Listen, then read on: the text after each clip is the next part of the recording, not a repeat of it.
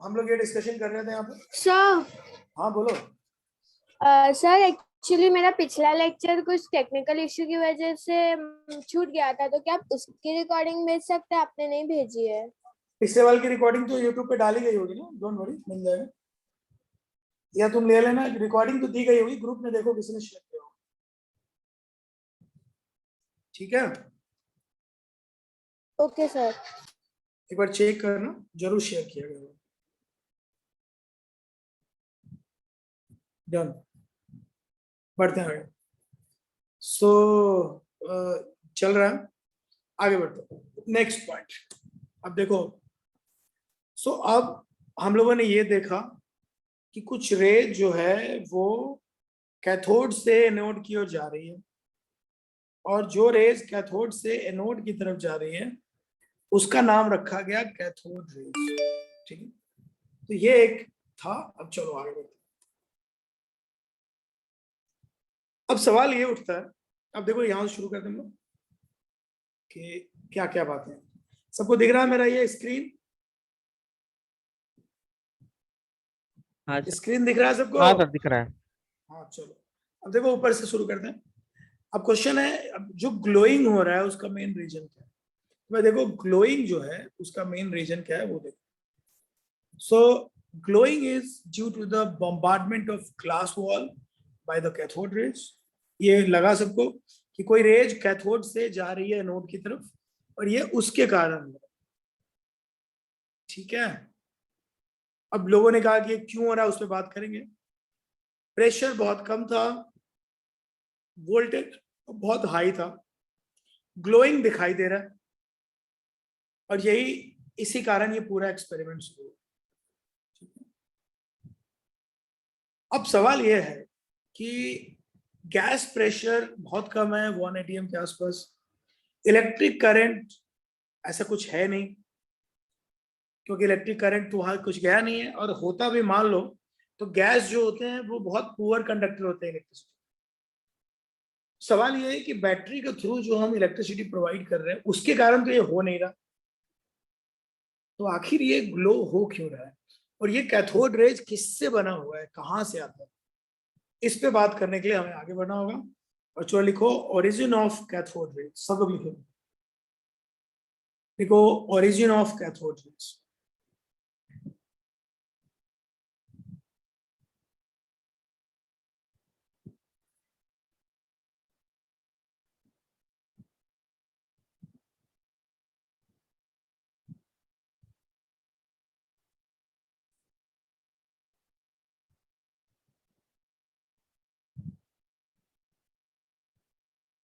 देखो देखो इन्होंने लिखा हुआ है, इसको हम थोड़ी बाद में लिखेंगे, अभी फिलहाल कैथोड रेज के बारे में लिखते हैं। लिखो इन कैथोड रेज, लिखो सब लोग लिखना शुरू करो। इन जे थॉमसन्स एक्सपेरिमेंट, लिखो मैं लिखवा रहा हूं। In J Thomson's experiment,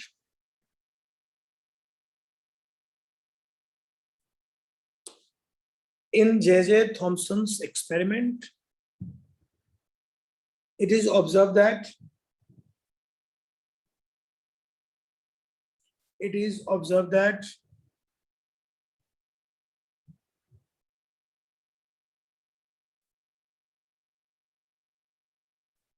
some rays emerge,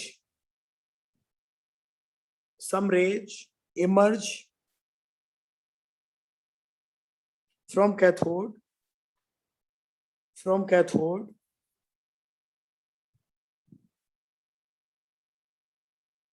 and it moves towards anode,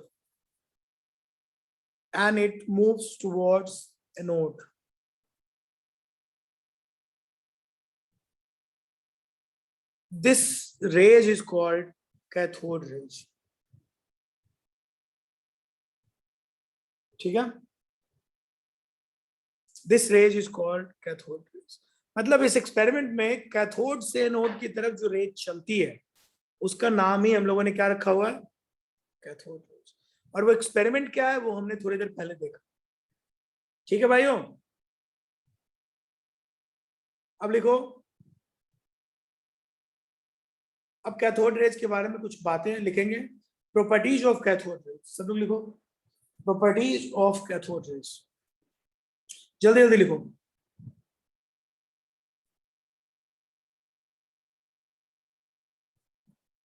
properties of cathode raise,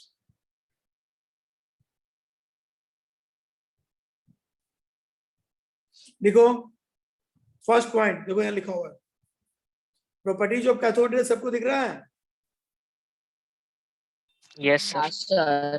हाँ, तो लिखो पहला point, cathode rays travel in straight lines with high speed.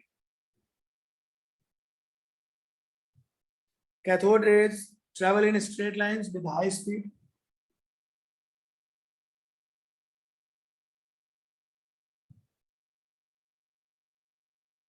Cathode rays की प्रॉपर्टी चल रही है। ये जो कैथोड रेज अभी अभी हमने ढूंढा, कहां से निकला वो? जब हमने कोई भी गैस को वो डिस्चार्ज ट्यूब में रखा, हाई वोल्टेज दिया, लो प्रेशर लिया, तो हमें कुछ रेज कैथोड से एनोड की तरफ ज्यादा दिखाई दिया, जिसका नाम हमने रखा कैथोड रेज एक्सपेरिमेंट, और उस रेज का नाम रखा कैथोड रेज।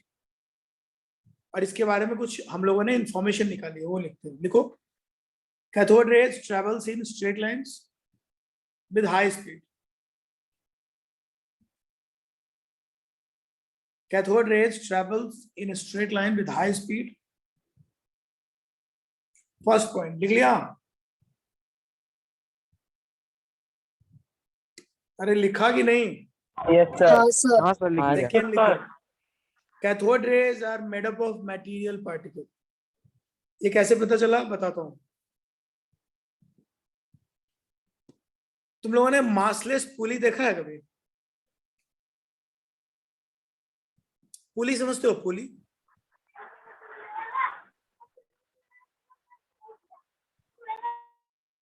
सपोज एक मासलेस पुली हो तुम्हारे पास, जिसका अपना कोई मास ना हो, है ना?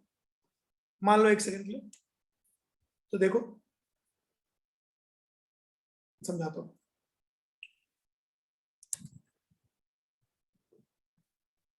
एक सेकंड तक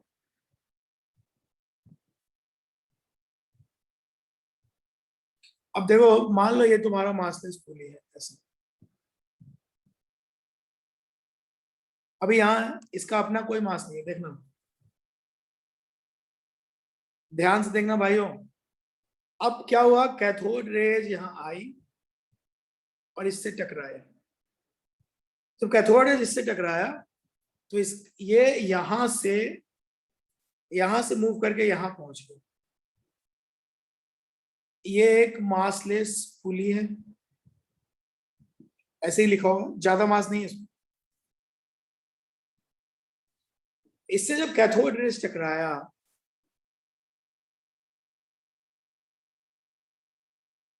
तो ये यहां से कहां गया बताओ? इससे क्या पता चलता है? कैथोड रेज जिस मटेरियल से मिलके बना है उसके पास कुछ मास होगा कि नहीं होगा? हाँ या ना बताओ? हाँ। अगर ये मासलेस पुली को यहां से यहां भेज दे रहा है, यानी इसके पास कोई ना कोई मटेरियल होगा ना। अगर ये मटेरियल पार्टिकल से बना नहीं है तो इसने इसको यहां से यहां कैसे भेजा? अबे धक्का लगाया इसने किसी चीज को और वो चीज मूव कर गई, इसका मतलब इसके पास भी तो मास होगा। अरे बोलो। Yes, sir. हाँ सर. इसलिए मैंने बोला ये बात तुमको भी। सो मैंने कहा कि cathode rays are made up of material particles. लिख लो बगल में, सिंस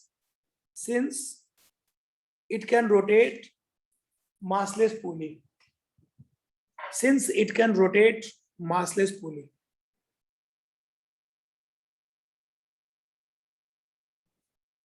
लिख लिए कि नहीं? Since it can rotate massless pulley. अच्छा, थर्ड लिखो, थर्ड। अब क्या हुआ वो देखो, सब लोग ध्यान देना। हुआ ये कि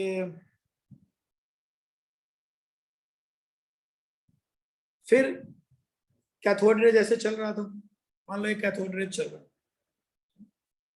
हमने क्या किया, इधर एक पॉजिटिव चार्ज रखा और इधर एक नेगेटिव चार्ज रखा। अब मुझे सोच के बताओ, अगर कैथोड रेज पॉजिटिव चार्ज की तरफ मुड़ जाए, इसका मतलब बताओ इसके ऊपर खुद का चार्ज कौन सा होगा?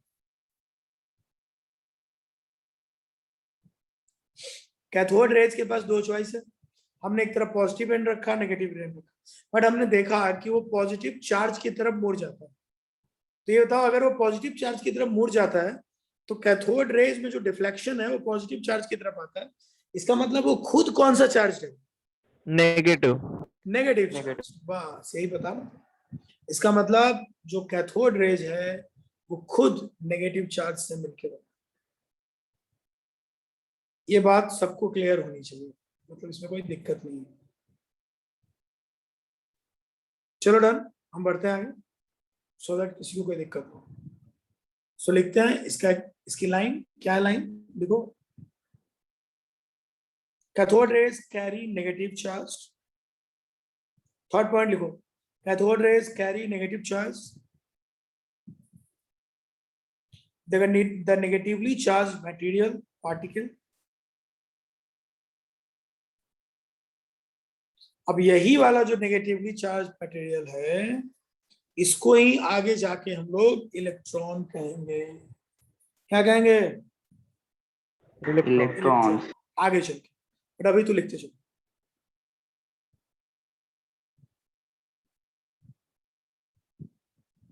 So cathode rays carry negatively charged. The negatively charged material particle constituting the cathode rays are called electron। हम बाद में बात करेंगे इलेक्ट्रॉन के बारे में, अभी सिर्फ लिखते चलो इलेक्ट्रॉन है ये। अब ये इलेक्ट्रॉन एटम का पार्ट है कि क्या है वो आगे डिस्कस करें। अब लिखो fourth,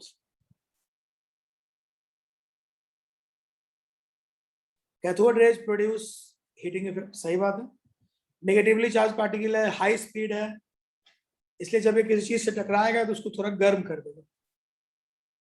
so we can write it, cathode rays produce heating effect. Fourth point तक पहुंच गए? बोलो। हाँ सर। हाँ सर। अभी हमने ये नहीं बताया कि इलेक्ट्रॉन एटम का पार्ट है, अभी हम सिर्फ ये कह रहे हैं कि इसके अंदर इलेक्ट्रॉन। उस जमाने में, अब तक जब ये एक्सपेरिमेंट हुआ है, तब तक लोग एटम के बारे में क्या जानते थे कि एटम जो है वो इनडिविजिबल। अब तक सबको क्लियर था कि एटम डिविजिबल नहीं, एटम इनडिविजिबल। सो अभी तक जितनी कहानी हमने पढ़ी है उसके हिसाब से अगर हम देखें तो इसमें कोई डाउट नहीं है कि उस समय लोग बिल्कुल आइडिया नहीं लगा पाए कि ये जो जिससे मिलके ये कैथोड रेज बना है वो इलेक्ट्रॉन है। इसका पता थोड़ा आगे चला, इसलिए हम ये अभी से नहीं समझेंगे कि जिससे मिलके ये बना है वो इलेक्ट्रॉन है, बट नाम लिखते चलते हैं उसका नाम इलेक्ट्रॉन, बट इलेक्ट्रॉन एटम का पार्ट है, ये बाद में बात करते हैं, अभी लिखते चलो, ठीक है?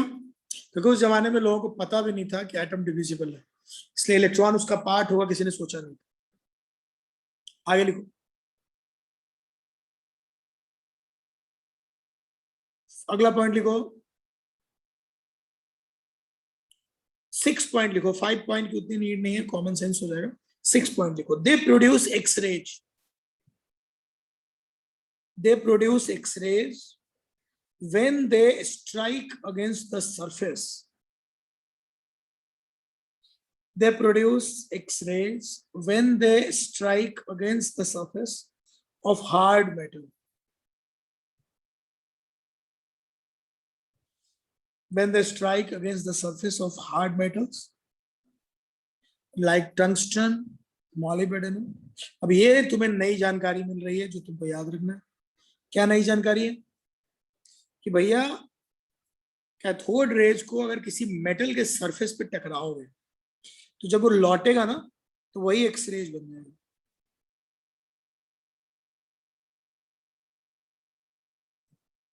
कैथोड रेज की एक नई बात क्या पता चली? जब वो किसी मेटल सरफेस से टकराएगा, जल्दी बताओ क्या बन जाएगा? एक्सरेज। अब एक्सरे तो तुम लोग जानते हो ना, हर कोई एक्सरे करवाता है जब पैर टूटता है, हाथ टूटता है, हमारी लाइफ में एक्सरेज होते हैं, पता है कि नहीं? हाँ सर। हाँ तो सर। वही वो एक्सरे कैसे बनता है? जब कैथोड रेज को तुम किसी मेटल पे टकराओगे, मतलब ये हुआ कि ये अगर मेटालिक सरफेस है मान लो, और इस मेटालिक सरफेस से अगर मैंने कैथोड रेज को ऐसे कोलाइड करवाया, तो जब ये कोलिजन के बाद जब बाहर मिलेगा, यहां जब बाहर आएगा, तो ये बन जाएगा एक्स रेज। पहले ये कैथोड रेज था।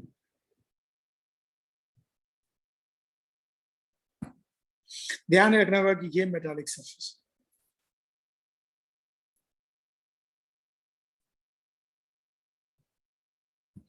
सो मेटालिक सरफेस से जब कैथोड रेज टकराते हैं, तो जब वो बाहर निकलते हैं टकराने के बाद वही बन जाते हैं क्या? X raise.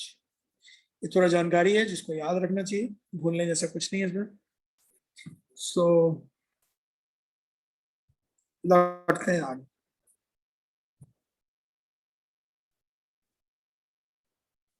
लिखते चलो।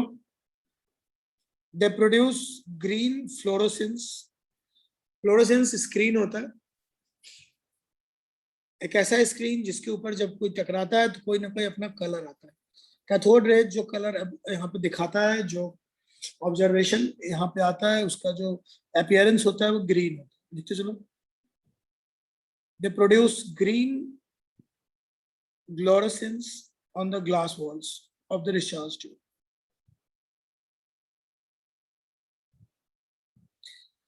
हम लोग जानबूझ के ग्लास वॉल को जिंक सल्फाइड की कोटिंग करवाते हैं,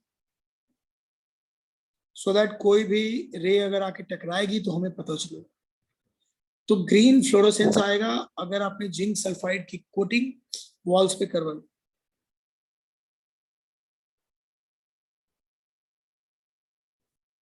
सर ये ग्रीन कलर क्यों आता है और कोई कलर क्यों?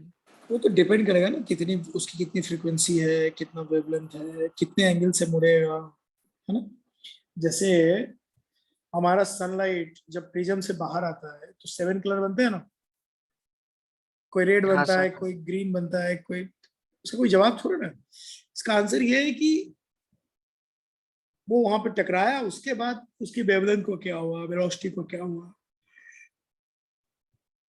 फ्रीक्वेंसी को क्या हुआ, उसमें कितने चेंजेस आए, उसी हिसाब से कलर बनते हैं। ठीक है। उसके लिए हमें देखना होगा कि पहले कितनी फ्रीक्वेंसी थी, टकराने के बाद अब कितनी फ्रीक्वेंसी हो गई है, उस हिसाब से कितने कलर बनने चाहिए। तो ये सब कुछ तो डिपेंड करता है ना कि फाइनली अब उसकी एनर्जी कितनी है, कितना कलर वो करेगा। इसका कुछ खास रीजन नहीं, डिपेंड है कि कितनी फ्रीक्वेंसी थी, अब कितनी है, पहले कितनी वेलोसिटी थी, अब कितनी वेलोसिटी। कलर इस हिसाब से डिसाइड होता है, कोई बहुत अच्छा रीजन नहीं है इसका। ठीक है। Yes sir. Next, photographic plate समझते हो तुम लोग, उसके पास भी अगर लेके जाओगे तो रेज उसको अफेक्ट करेगा, खराब कर देगा। जनरली फोटोग्राफिक प्लेट अब थोड़ा कम हो गया है, पहले था जब पहले फोटो खींचा जाते थे तो जो फिल्म होती थी, फोटोग्राफिक प्लेट वगैरह होते थे, उसको लाइट से बचाते थे लोग, क्योंकि लाइट उसको खराब कर देती थी।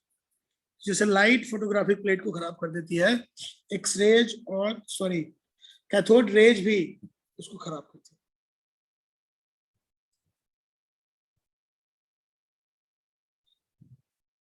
ठीक है,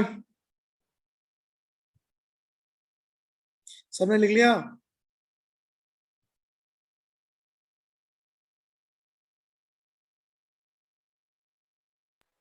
बोलो। ठीक।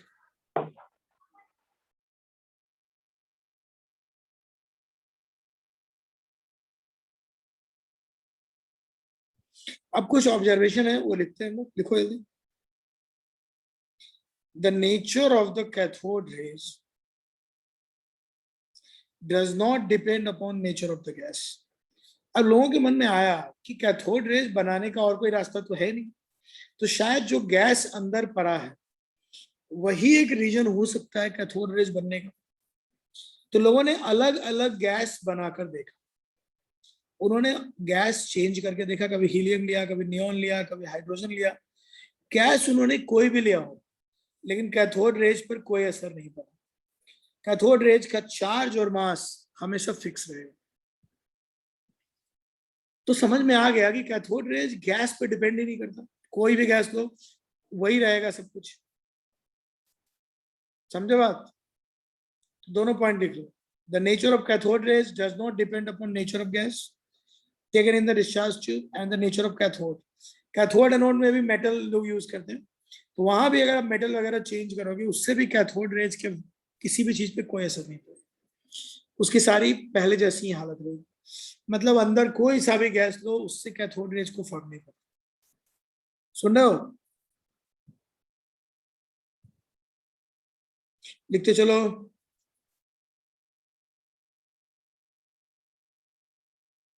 नीचे वाला भी लिख लो। For each cathode rays the ratio of charge and mass is constant. के बाद भी लिख लो।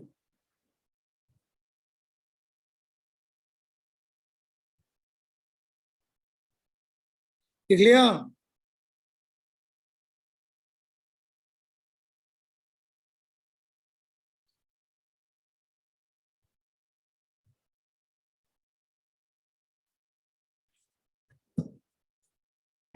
लिख लिया। हाँ लिख लिया, चलो ठीक है। अब बढ़ते हैं आगे। सो अब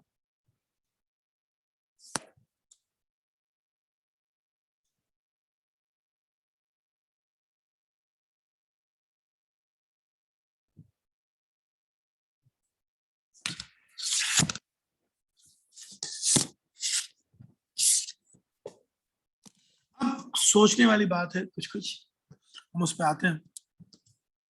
सोचने वाली बात यह है कि जो कैथोड रेज बन रहा है, ये तुमने देखा, ये तुम्हारा डिस्चार्ज ट्यूब था ऐसे, और ये कैथोड था, यहां से रेज ऐसे जा रही थी एनोड की तरफ। अब इसके अंदर जो गैस भरा हुआ है उस पर भी कोई फर्क नहीं पड़ता, यहाँ जो इलेक्ट्रोड लिए हो उस पर भी कोई फर्क नहीं पड़ता। इसका मतलब क्या हुआ? अब ये तो पक्का ही है ना कि कैथोड रेज किससे मिलके बना होगा? भाई कैथोड रेज के सोर्स क्या होंगे? गैस से ही कुछ हुआ होगा, क्योंकि अंदर मटेरियल है। लेकिन अगर गैस से हुआ है तो इसके बार बार चेंज करने से चेंज क्यों नहीं हो रहा? अगर इनर्ट एलिमेंट के जो दोनों पार्ट जो हमने इलेक्ट्रोड बनाए हैं कैथोड एनोड, उसमें भी जनरली मेटल यूज करते हैं, तो अगर उससे भी हो रहा है तो उसके बदलने से भी क्यों नहीं चेंज हो रहा? सच तो ये था कि कैथोड रेज का जो चार्ज और मास का रेशियो आ रहा था ना, वो फिक्स था।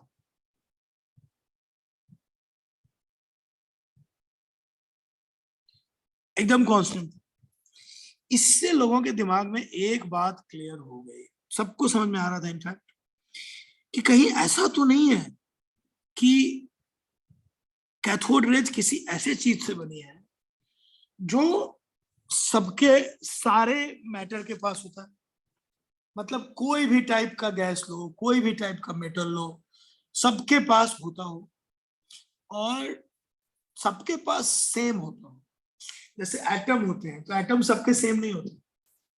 सेम होते हैं क्या बताओ? सबके में एटम तो सेम नहीं होते ना, किसी का वेट कुछ होता है, किसी का कुछ होता है, ऐसा तो नहीं बोल सकते ना सबके एटम सेम। बताओ, बोल सकते हैं क्या? बोलो। नहीं बोल सकते। तो ये तो नहीं बोल सकते हम लोग कि सबके एटम सेम है। लेकिन ये समझ में आ रहा था कि कैथोड रे जिससे बना है वो कोई ऐसी यूनिवर्सल पार्टिकल है जो सबके पास होती है और सब में उसका मास और वेलोसिटी और चार्ज सब सेम होता है। धीरे धीरे उनको रियलाइज होने लगा कि सबके पास तो एटम होता है। दुनिया में सबसे पहले क्या आया था? मैटर। मैटर किससे बना था बताओ? एटम से। अब अगर हम ये कह रहे हैं कि ये जो पार्टिकल है जिससे ये बना है वो सबके पास होता है, तो लोग कहेंगे कहीं वो एटम तो नहीं है। सवाल है कि अगर वो एटम है तो सारे एलिमेंट के एटम सेम कहाँ होते हैं? क्या सारे एलिमेंट के एटम सेम होते हैं? बोलो। No sir. No sir. इसका मतलब वो शायद एटम से मिलके नहीं बना, वो शायद किसी ऐसी चीज से मिल के बना है जो एटम का पार्ट होता है, लेकिन सबके पास उसका मास सेम होता है, उसकी साइज सेम होती है, उसका चार्ज सेम होता है। पहली बार लोगों को यहां समझ में आया कि यार ये बहुत लंबा जा रहा है, इतना लंबा जाने की जरूरत नहीं है। ये जो इलेक्ट्रॉन है वो electron is the sub part of, देख लो सब लोग, यहां से क्लियर हो गया कि इलेक्ट्रॉन जो है वो सब पार्ट है किसका, एटम का। लिख लो, electron is the one of the sub part of atom.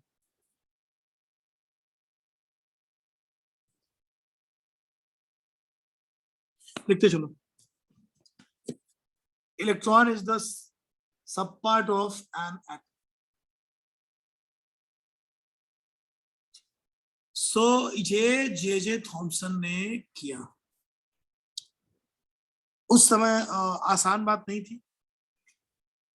अब लोगों के मन में ये उठा कि एटम जो है वो तो न्यूट्रल होता है। बोलो सब लोग, भाई इसको लेके किसी को क्या डाउट है बताओ? एटम तो न्यूट्रल ही होता है ना यार। इस बात को लेके तो मुझे नहीं लग रहा किसी को दिक्कत होना चाहिए। सो एटम जो है वो न्यूट्रल है।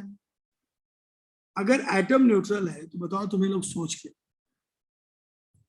अगर एटम न्यूट्रल है तो फिर हम ऐसा क्यों बोलते हैं कि ये जो कैथोड रेज है, मतलब इलेक्ट्रॉन के ऊपर नेगेटिव साइन है। एटम न्यूट्रल है, इलेक्ट्रॉन के ऊपर नेगेटिव साइन है, और इलेक्ट्रॉन जो है वो एटम का सब पार्ट है, ये प्रूव हो चुका है।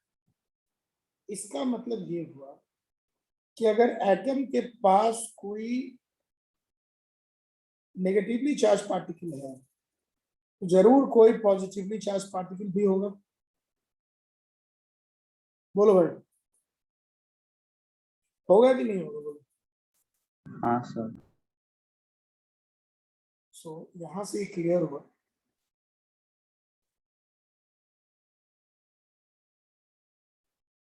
कि एटम इज डिविजिबल। देख लो,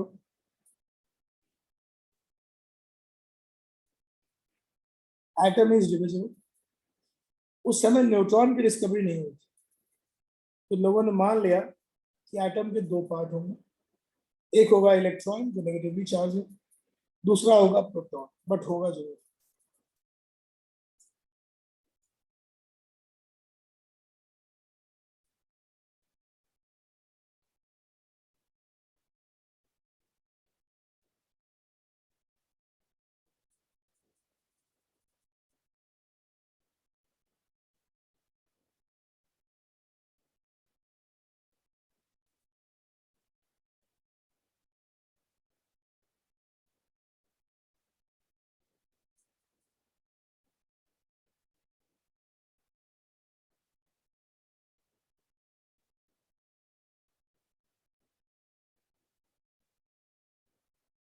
ध्यान दो सब लोग,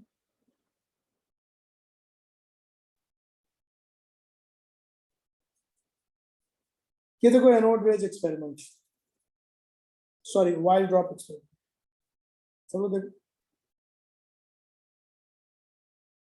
ये एक्सपेरिमेंट तुरंत उसके आगे हो गया, जिस एक्सपेरिमेंट की मदद से इलेक्ट्रॉन की चार्ज निकल गई। समझ आ रही बात? लोगों का इलेक्ट्रॉन को चार्ज कैसे निकालते हैं इसके बारे में आइडिया।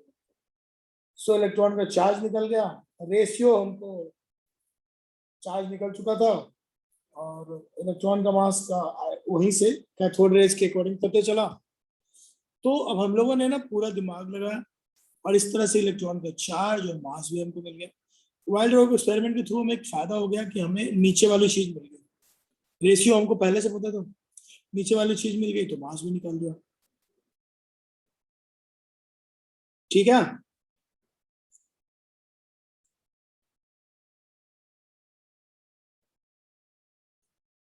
समझ में आ रहा हो सबको? जल्दी बताओ, कैथोड रेज एक्सपेरिमेंट से क्या मिला हम लोगों को?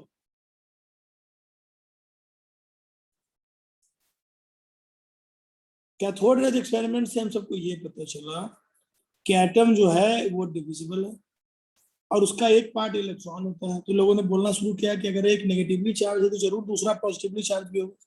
सो इनडायरेक्टली उसने हम लोगों को एक रास्ता बताया कि भाई एटम के पास अगर नेगेटिवली चार्ज है उसके पास पॉजिटिवली चार्ज भी होगा और ये दोनों मिलके बनाते होंगे क्या? एटम। ये बड़ा अजीब है कि ये एक्सपेरिमेंट पता था, इसने cathode rays experiment J Thomson ने किया, बट एनोड रेज एक्सपेरिमेंट के आते आते बहुत टाइम लगे। ऐसा नहीं 2 दिन हुआ, 2 साल 3 साल लगे हैं।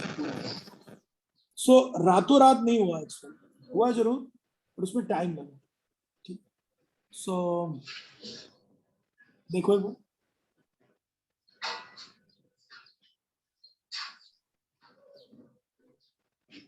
कुछ सालों बाद जब कैथोड रेज सबको समझ में आ गया तो कुछ सालों बाद हम लोगों ने एनोड रेज शुरू किया समझना।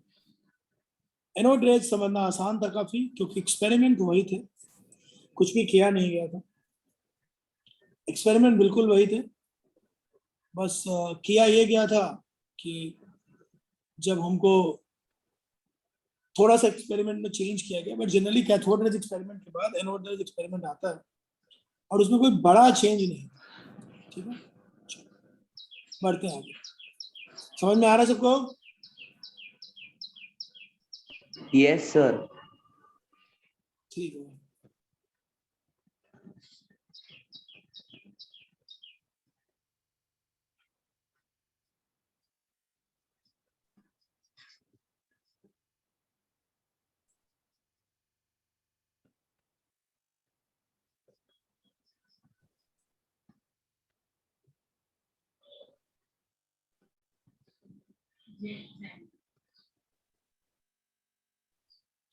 यहाँ पे कुछ इम्पोर्टेंट बातें मैं बता देता हूँ, इसकी जरूरत हमको पड़ने वाली है।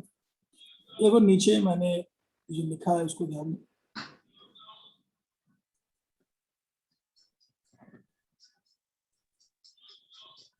देखो यहाँ से इलेक्ट्रॉन की डिटेल्स हमें पता चली और हमने इलेक्ट्रॉन पे रिसर्च शुरू की। तो डिटेल जो था वो कुछ इस तरह से था, यहाँ देखो।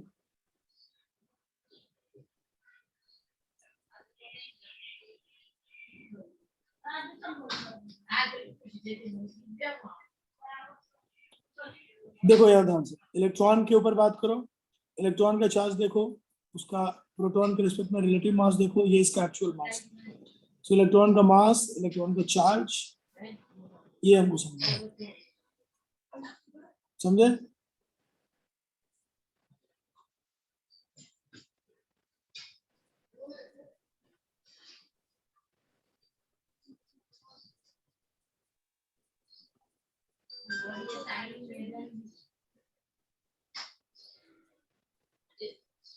आसान है बहुत, बट कुछ कुछ बातें हमें समझ।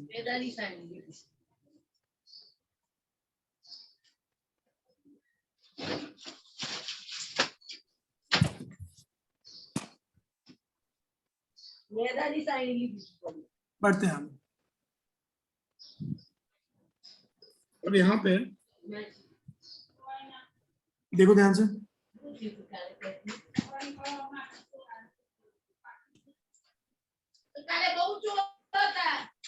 देखो जब हम इस क्वेश्चन को, अब इस तरह की बातें जब हम लोग डिस्कस करेंगे तो कैथोड रेज समझ में आ रहा है सबको? क्लियर हो गया कि कैथोड रेज से हमको इलेक्ट्रॉन मिला, हमने इलेक्ट्रॉन का चार्ज निकाला, इलेक्ट्रॉन का मास निकाला, और इलेक्ट्रॉन मिलने के साथ साथ एक बात और सबको समझ में आ गया कि इलेक्ट्रॉन है तो इसका मतलब कोई ना कोई पॉजिटिवली चार्ज पार्टिकल भी होगा।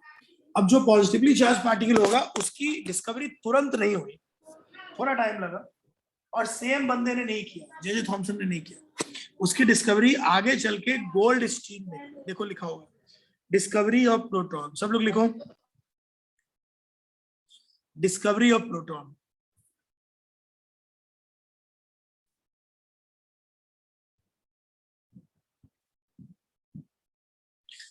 कैथोड रेज हमने लिखा, समझ में आया बात? बोलो। कैथोड रेज सबको क्लियर हुआ? Yes sir. कैथोड रेज क्या है भाई? इलेक्ट्रॉन का फ्लो है। कैसे पता चला? क्योंकि हमने अलग अलग गैस यूज किया, पता किया, हमने देखा कि चार्ज और मास वही है जो पहले था। इसका मतलब कैथोड रेज किसी ऐसी चीज से मिलके बना है जो यूनिवर्सल है। अब यूनिवर्सल तो एटम होता है, लेकिन एटम तो न्यूट्रल है। इसका मतलब ये एटम न होके एटम का सब पार्ट है। सो इलेक्ट्रॉन को हम लोग सब पार्ट बोलते हैं। अब आज के समय में तुम लोग मुझे सोच के बताओ, तुम तो जानते हो ना कि एटम में क्या होता है, इलेक्ट्रॉन कहाँ रहते हैं बताओ? आउटर मोस्ट रहते हैं ना। एटम के अंदर कौन होता है? न्यूक्लियस। अब ये बताओ, जब तुम हाई वोल्टेज दोगे तो क्या होगा? एटम को, गैसियस एटम को हाई वोल्टेज दोगे तो क्या होगा? इलेक्ट्रॉन एटम में से बाहर आ जाएगा। कहां से बाहर आ जाएगा?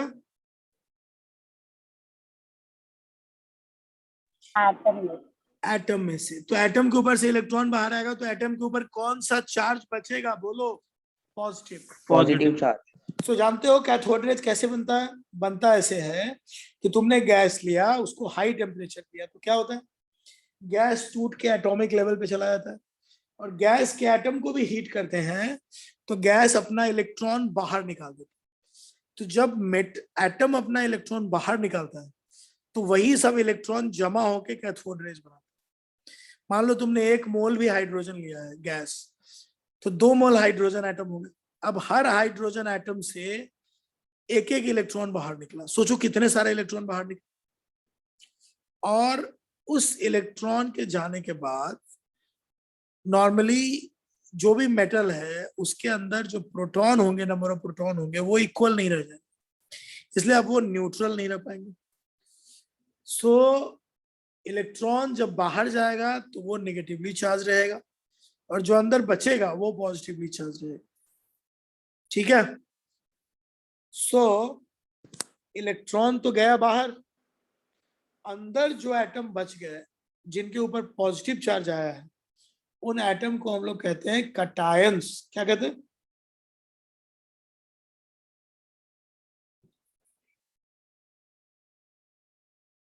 देखो, ये मान लो मेटल है ना,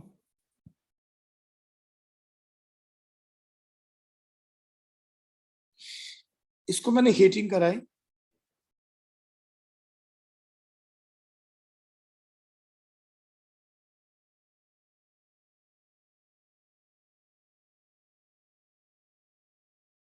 एक इलेक्ट्रॉन बाहर निकला। अब ऐसे करके 50 एटम है, तो ये जो इलेक्ट्रॉन का बंच है इसको हम कंबाइंडली कैथोड रेज कहते हैं। तो ये बताओ कि ये जो पॉजिटिव चार्ज है ये भी तो बच गए हैं।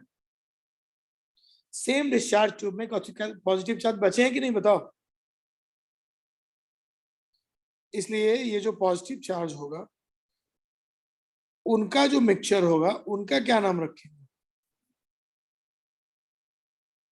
और उनका डायरेक्शन कैथोड रेज से बिल्कुल उल्टा होगा, और ये एनोड से कैथोड की ओर चलेंगे, इसलिए इनका नाम रखा गया एनोड रेज। समझ में आया कि नहीं आया बताओ? Yes sir. सो जब कभी एनोड रेज की डिस्कवरी की बात होगी, तुम याद क्या रख करोगे कि भैया एक्सपेरिमेंट बिल्कुल सेम, अंतर बस इतना है कि पिछली बार हम इलेक्ट्रॉन पे काम कर रहे थे, अब जो बॉडी पॉजिटिव चार्ज लेके बच गया है हम उस पे काम करेंगे। ठीक है। सो कैथोड रेज एक्सपेरिमेंट जब करवाया जा रहा था उसी वक्त एनोड रेज की शुरुआत हो गई थी। लोगों ने प्रोटॉन का नाम तो प्राउस्ट वगैरह में तुरंत ले लिया, हालांकि प्रूफ गोल्डस्टीन ने आगे चल के किया 2-4-5 साल बाद। सो प्रोटॉन की डिस्कवरी हो गई, इलेक्ट्रॉन की डिस्कवरी हो गई, और एनोड रेज मिल गया। अब सवाल ये उठता है कि जैसे इलेक्ट्रॉन के बंच को कैथोड रेज कहते थे, क्या हम प्रोटॉन के बंच को कह सकते हैं एनोड रेज? आंसर है यस, कह सकते हैं, लेकिन तब जब आपके पास हाइड्रोजन एटम। मैं समझाता हूं क्यों, पहले तो लिखो। Goldstein discover the presence of pointing, लिखते चलो पॉजिटिव रेज, लिखो फटाफट जो लिखा है।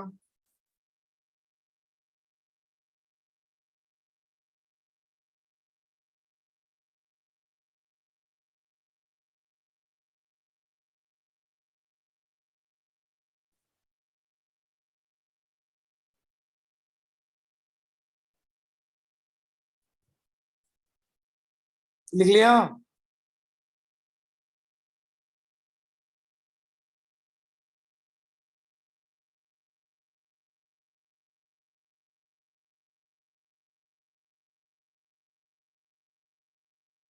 एक नई बात है परफोरेटेड कैथोड, इसका मतलब भी समझ लो क्यों परफोरेटेड। इसका मतलब ये हुआ कि देखो ध्यान से, कैथोड से एनोड की तरफ रेज जाएगी, सबको दिखेगा, लेकिन सवाल यह है कि अगर एनोड से कैथोड की तरफ भी कुछ रेज जाए तो क्या दिक्कत है।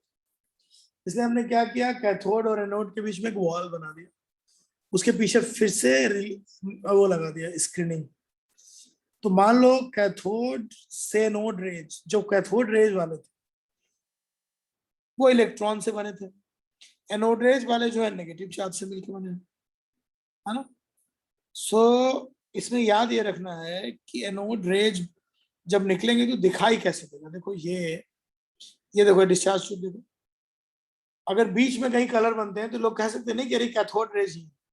इसलिए एनोड रेज को समझने के लिए हमने क्या किया, कैथोड रेज के साइड देखो ध्यान से, हमने कैथोड रेज को थोड़ा परफोरेटेड किया, उसको ठीक कर लो, जहां उन्होंने परफोरेटेड किया वो एनोड नहीं है, कैथोड है। कैथोड को हमने परफोरेटेड किया, मतलब उसके पीछे होल्स किया, फिर चेक किया कि कुछ रेज जैसे कैथोड से एनोड की ओर चल रही थी वैसे ही कुछ रेज एनोड से कैथोड की ओर भी चल रही है। बोलो, उसी रेज को हम लोग कहते हैं एनोड रेज, कैनल रेज और पॉजिटिव रेज। देख लो जल्दी,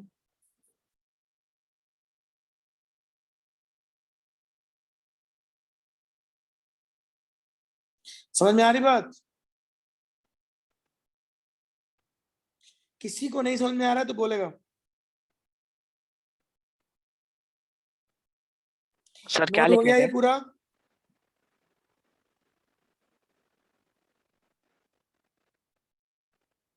नोट हुआ कि नहीं हुआ बोलो? नहीं सर। जल्दी नोट करो। ये कैथोड है भैया, राइट में जहां एनोड लिखे हुए ना, एनोड ना होके क्या है, कैथोड।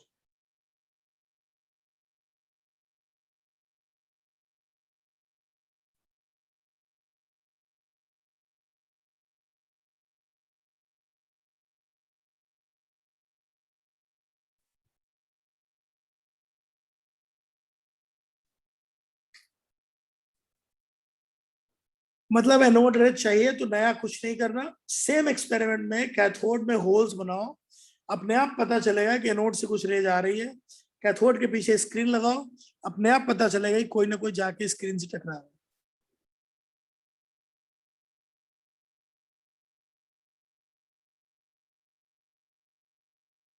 नोट हो गया? No sir. ठीक है।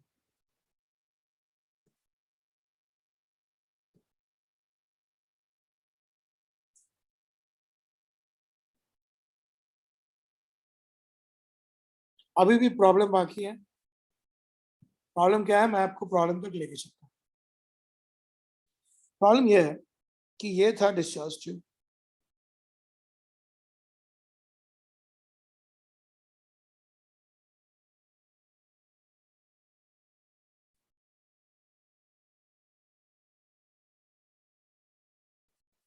ये मान लो तुम्हारा बैटरी,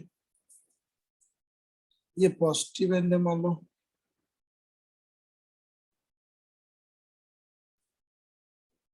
अब इस बार रेज जो है ऐसे जा रही है। अब दिक्कत ये है कि हो सकता है कुछ लोग इसी को कैथोड को एनोड समझ लें। इस गलत फहमी को दूर करने के लिए कुछ चेंज किए, चेंज क्या है वो देखो। चेंज ये था कि इस बार जो कैथोड था उसमें होल्स थे, तो अगर रेज यहां से निकलेगी होल से तो यहाँ पे जाके टकराएगी, और उससे ये पता चलेगा कि कुछ रेज इधर से भी चलती है एनोड से। सो जो रेज एनोड से कैथोड की ओर जा रहा है वो है एनोड रेज, और जो रेज कैथोड से एनोड की ओर जा रहा है उसका नाम क्या है? Cathode rays. ठीक है भाई? हाँ सवाल ये है कि तुम अगर हाइड्रोजन गैस लेते हो,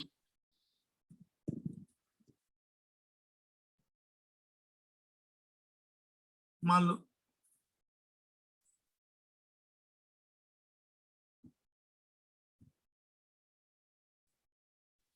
अगर तुम हाइड्रोजन गैस लेते हो तो इसमें तुम्हें जो पॉजिटिव चार्ज मिलेंगे वो मिलेंगे H+। अगर तुम हीलियम लेते हो तो तुम्हें जो मिलेंगे वो लेंगे हीलियम 2+, और जो लिथियम लोगे तुम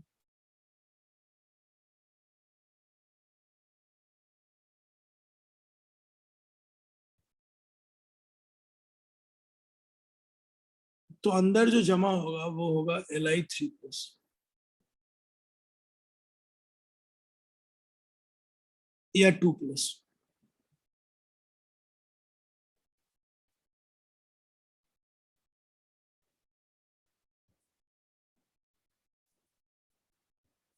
सी चेक करो।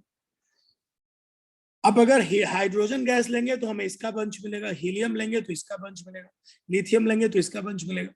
इस बार नया क्या है बताओ? इस बार नया ये है कि ये जो एनोड रेज है इसको अगर अलग अलग हम लेंगे तो इसके चार्ज और मास भी अलग अलग होंगे। तो लिखो, लिखना शुरू करो सर। सर स्क्रीन नहीं दिख रही। स्क्रीन नहीं दिख रहा? नहीं सर। अच्छा एक मिनट। अच्छा सॉरी सॉरी, अभी अभी अभी सर उसके पहले भी आपने एनोड का बताया ना, तो वो भी नहीं दिखा था। अभी अभी ठीक, सॉरी।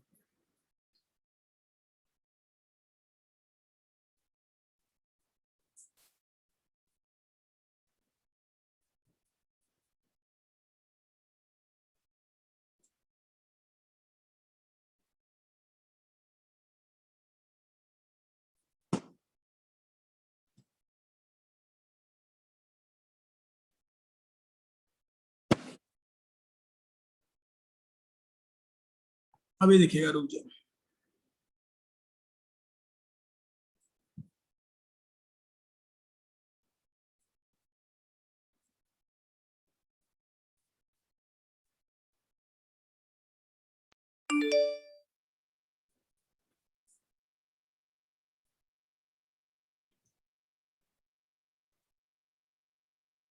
मैं ये कह रहा था, अभी दिख रहा है सबको? मैं ये कह रहा था कि अगर हाइड्रोजन गैस लेंगे, हीलियम गैस लेंगे, लेंगे ना, अलग अलग गैस लेंगे तो हमको पॉजिटिव चार्ज तो अलग अलग मिलेगा ना?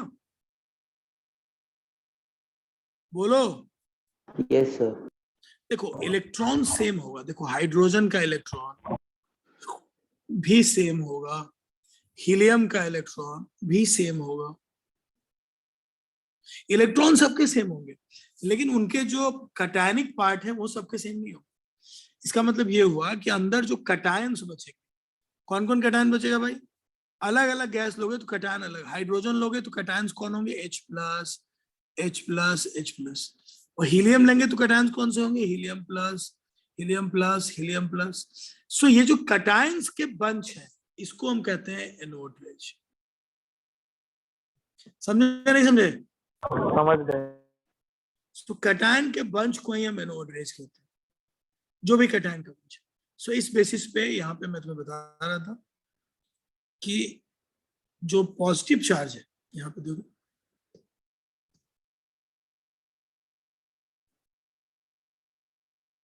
लिख लो ओरिजिन, द डिस्चार्ज ट्यूब, सब लोग लिखो।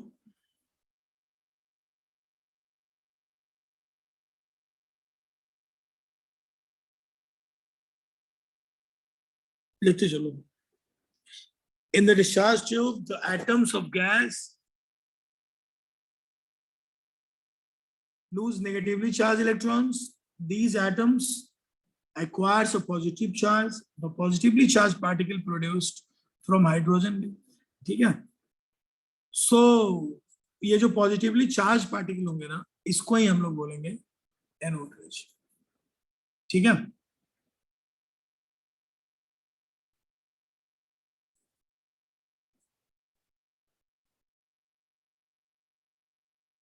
लिखते चलो।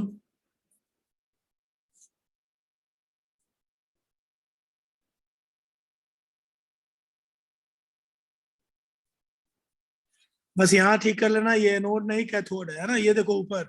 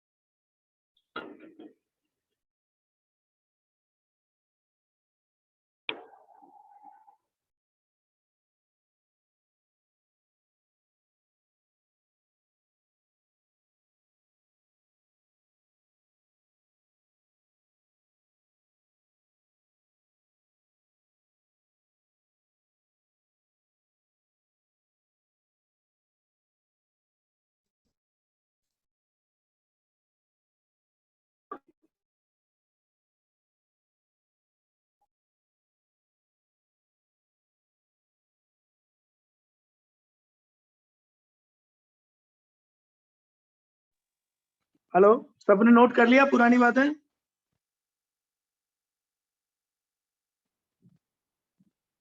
हेलो, हाँ सर। क्या नहीं नोट कर पाए ये बताओ जल्दी। हम वापस से शुरू कर दें जो भी चीज। सो मैंने तुम लोगों को एक बात बताई, एनोड रेज के बारे में इंपॉर्टेंट सारी बातें डिस्कस हुई, और वापस से हम लोग आगे बढ़ाते हैं इसको। तो जो एनोड रेज की डिस्कशन हमारी चल रही थी तुम्हारे साथ, वो ये थी, सब लोग देखेंगे ध्यान से। उस एक्सपेरिमेंट में आपने ग्राफ देखा था। एनोड रेज के बारे में याद रखने वाली बात सिर्फ ये है कि जो पॉजिटिवली चार्ज पार्टिकल, जो भी पॉजिटिवली चार्ज पार्टिकल थे वहां, उनका जो बंच था वो एनोड रेज, ठीक है, और जो नेगेटिवली चार्ज पार्टिकल का बंच था वो कैथोड। तो तुम लोग मुझे बताओ कहां तक लिख पाए तुम लोग? सर ओरिजिन वाला पूरा कंप्लीट हो गया। कौन वाला? एनोड वाला पूरा लिख लिए थे? नहीं, origin of anode and positive. अच्छा अच्छा अच्छा, ओरिजिन होगा, हाँ तो ठीक है। अब देखो, ओरिजिन के बाद अब लिखता है डिस्कवरी ऑफ प्रोटॉन्स। अभी तक डिस्कवरी ऑफ प्रोटॉन नहीं हुआ है, देखो।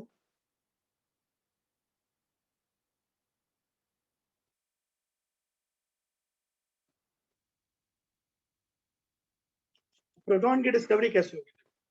अगर तुम हाइड्रोजन गैस लो, देखो गैस कोई भी लो, उसके अंदर पॉजिटिवली चार्ज का जो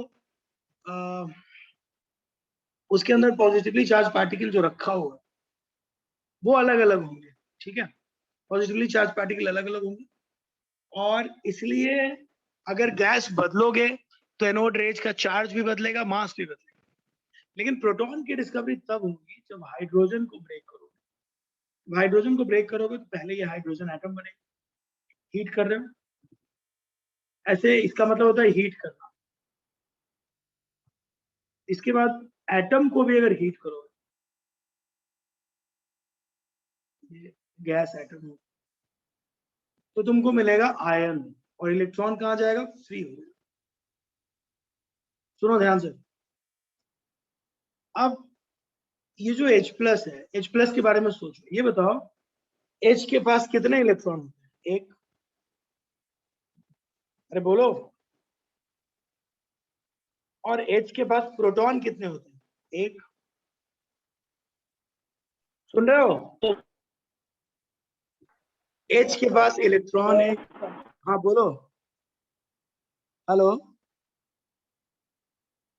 H के पास इलेक्ट्रॉन एक, प्रोटॉन एक, और न्यूट्रॉन बताओ कितने होते हैं? Tell me. H के पास कितने न्यूट्रॉन होते हैं? 0.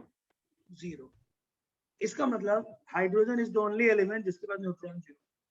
अब सोचो H के पास ये सब है, H प्लस के पास क्या हो? इलेक्ट्रॉन तो लॉस हो चुका है। प्रोटॉन कितना होगा H प्लस के पास? 1।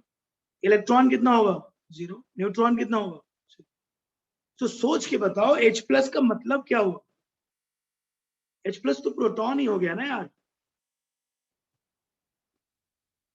बोलो। Yes, sir. H प्लस का मतलब ही प्रोटॉन है, क्योंकि उसके अंदर और कुछ बचा ही नहीं है। इसलिए इसलिए इसलिए जब तुम डिस्चार्ज ट्यूब में, when we use hydrogen gas in discharge tube,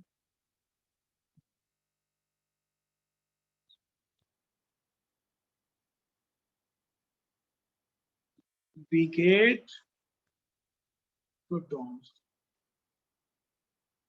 तो प्रोटॉन की डिस्कवरी कब होगी? और एनोड रे जो होगा, ये जो निकलेगा, ये पॉजिटिव एंड से नेगेटिव एंड की तरफ जा रहा है, तो ये तुम्हारा एनोड रेज। तो जब एनोड रेज हाइड्रोजन गैस से बना होता है, तभी प्रोटॉन की डिस्कवरी होती है। सुन रहे हो? अगर तुमने हाइड्रोजन की जगह कोई और गैस लिया होता, तो यहां तुमको किसकी डिस्कवरी नहीं मिलती? प्रोटॉन नहीं मिलता। क्योंकि मान लो तुमने अगर हीलियम लिया होता, तो हीलियम प्लस बनता। हीलियम प्लस प्रोटॉन थोड़ा ना होता है। सो देखो, एक स्टेटमेंट बनता है, every cathode rays is made up of electrons, but anode rays is not usually made up of protons. It can be made up of proton if you use hydrogen gas. सुन रहे हो?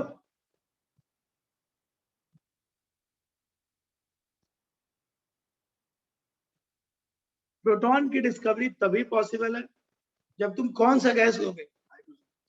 इसके अलावा अगर कोई भी gas लोगे तो वो एनोड रेज तो होगा, लेकिन उससे प्रोटॉन नहीं निकलेगा। बोलो, क्लियर हुआ? हाँ सर। सो कोई पूछेगा कि ये बताओ, कैथोड रेज में चार्ज और मास का रेशियो फिक्स होता है, तो क्या एनोड रेज में भी फिक्स होता है? जवाब क्या दोगे? नहीं, बिल्कुल नहीं होता। फिर कोई पूछेगा कि कैथोड रेज तो इलेक्ट्रॉन से बना होता है, तो क्या एनोड रेज प्रोटॉन से बना होता है? क्या जवाब दोगे? जवाब दोगे कि हो सकता है प्रोटॉन से बना, अगर अंदर हाइड्रोजन गैस यूज करें। अगर हाइड्रोजन गैस के अलावा कोई और गैस यूज करेंगे तो एनोड रेज प्रोटॉन से बना नहीं होगा।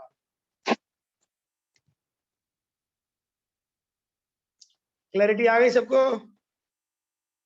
Yes sir.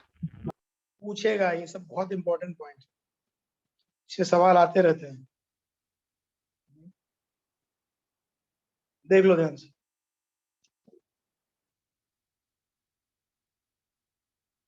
इसमें बहुत सारे सवाल आएंगे, मैं अभी पूछूंगा, हर जगह आएंगे, तुमको ये चीज बहुत अच्छे से क्लियर करनी। ठीक, बढ़ते हैं आगे।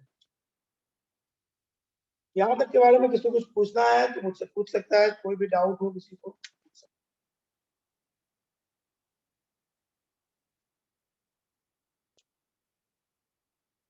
बिल्कुल किसी को लग रहा हो कि पूछना है तो पूछे, हमको अपनी तरफ से कोई दिक्कत नहीं है। सारे लोग बस ध्यान से देखें जो सर एक चीज। डाउट है सर। पूछो प्लीज प्लीज पूछो। सर वो हीलियम का वापस एक्सप्लेन करो ना, हीलियम के बारे में आपने बोला ना वो। नहीं मैंने कुछ नहीं बोला, मैंने कहा कि कोई भी गैस लोगे तो इलेक्ट्रॉन बाहर निकलेगा, तो कैटायन तो बनेंगे ना। नहीं सर, मैं वो प्रोटॉन वाले का पूछ रहा हूँ, जो आपने बोला ना कि अगर हाइड्रोजन के बदले अगर हम लोग हीलियम लेते हैं, तो एग्जांपल देके समझाओ ना। अगर तुम हीलियम लोगे तो क्या होगा बताओ? हाँ अगर हाइड्रोजन के बदले हीलियम लोगे तो हीलियम प्लस बनेगा। अब हीलियम प्लस में देखो क्या क्या होगा। हीलियम प्लस के बारे में बात करें। हीलियम प्लस में हीलियम के पास होते थे प्रोटॉन कितने, देखो हीलियम में प्रोटॉन कितने होते हैं? दो। इलेक्ट्रॉन दो, न्यूट्रॉन दो। सुन रहे हो? हीलियम प्लस में प्रोटॉन दो, इलेक्ट्रॉन एक, न्यूट्रॉन दो। अब बताओ हीलियम प्लस को तुम कैसे प्रोटॉन बोलोगे? एक हीलियम प्लस में कितने प्रोटॉन है? दो। और क्या है? इलेक्ट्रॉन भी है। और क्या है? न्यूट्रॉन भी है। तो क्या तुम हीलियम प्लस को प्रोटॉन बोल सकते हो? नहीं सर। इसलिए बोल रहा हूं कि हीलियम प्लस को प्रोटॉन नहीं बोलेंगे और किसी को प्रोटॉन नहीं बोल सकते। प्रोटॉन तभी बोलोगे जब अंदर कौन सा गैस लोगे? Hydrogen gas. तो स्टेटमेंट है कि एनोड रे जो है made up by positively charge.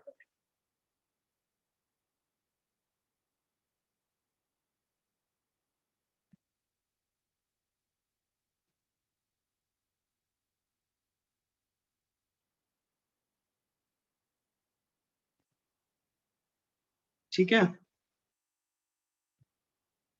It's charge and mass ratio is variable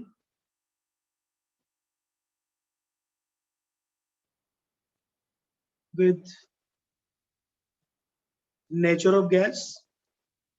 gas बदलोगे चार्ज और मास बदलेगा। Number next.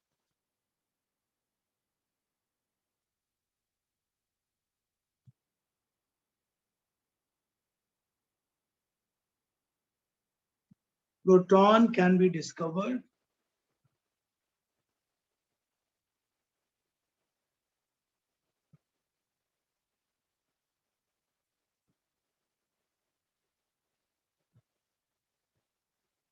with anode ray experiment.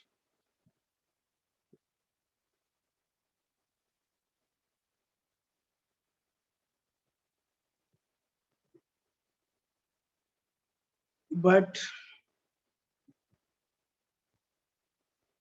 only with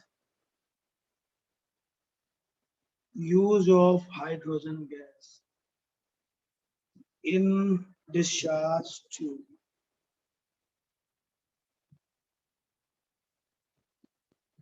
सुन रहे हो?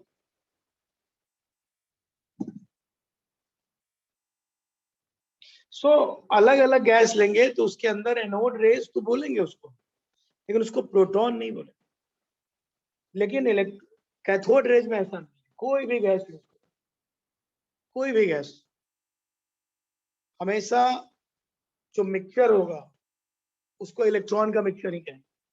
तो थोड़ा सा फर्क है, उसको ध्यान। क्लैरिटी आ गई? सर एक डाउट है। पूछो। सर ये अभी जो हीलियम वाला आपने बताया उसमें भी प्रोटॉन तो थे ही ना, दो। अरे तो प्रोटॉन उसको दो थे ना, सुनो सुनो, प्रोटॉन दो थे ना, तो एक हीलियम प्लस आयन को एक प्रोटॉन तो नहीं बोलेंगे ना। और उसमें सिर्फ दो प्रोटॉन नहीं थे, इलेक्ट्रॉन भी थे, न्यूट्रॉन भी थे। तो उसको तुम प्रोटॉन कैसे बोलोगे? और प्रोटॉन को अलग कैसे करोगे? अब उसके अंदर दो प्रोटॉन है, दोनों को अलग अलग कैसे करोगे बताओ? नहीं कर सकते। लेकिन H प्लस में क्या है बताओ? H प्लस में सिर्फ एक प्रोटॉन ही है, तो H प्लस प्रोटॉन ही तो हो गया, और कुछ है ही नहीं उसके पास। हाँ सर समझ गया।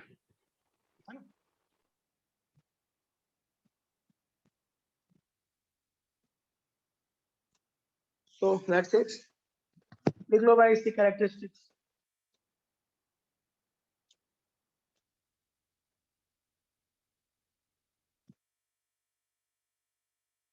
देख लो characteristics of anode rays. Sir एक सेकेंड, ये डिस्कवरी ऑफ प्रोटॉन में क्या लिखवाया था आपने? मैंने लिखा पीछे कर, ये लिखा, यही समझाया था। अच्छा एक सेकंड, स्क्रीनशॉट ले लूं। Done sir. लिख लिया? नहीं सर, मैं स्क्रीनशॉट ले लिया है सर। अच्छा मेरे, यही समझाया था डिस्कवरी। सो अब लिखो जल्दी से properties of anode rays. Sir एक बार स्टार्टिंग के वो 2 पॉइंट्स दिखाएंगे? हाँ व्हाई नॉट, ये वाले नहीं सर, इसके ऊपर वाले। हाँ इसको ये वाले। एनोड रेज जो मैंने वो उस पे दिखा रहा था। सर वो जो स्टार्टिंग है, हाँ और दिखा, ऊपर कीजिए। एक सेकंड, इसके लिए तुमको थोड़ा सा 1 मिनट और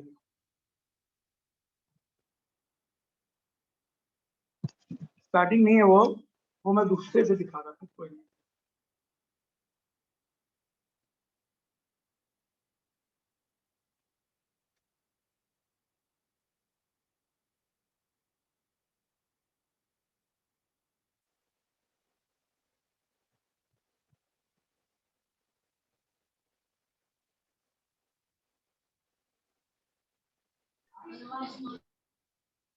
रुकना भाई, अभी दिखाते हैं। कहाँ गया, वापस से जोड़ रहा हूँ उसको। एक मिनट, एक्चुअली वो मैं दूसरे से कर रहा था, उसको मैंने पार कर दिया, तो मैं लिख रहा था प्रॉपर से। कोई बात नहीं, मैं लिख एक बार फिर से जोड़ देता हूँ।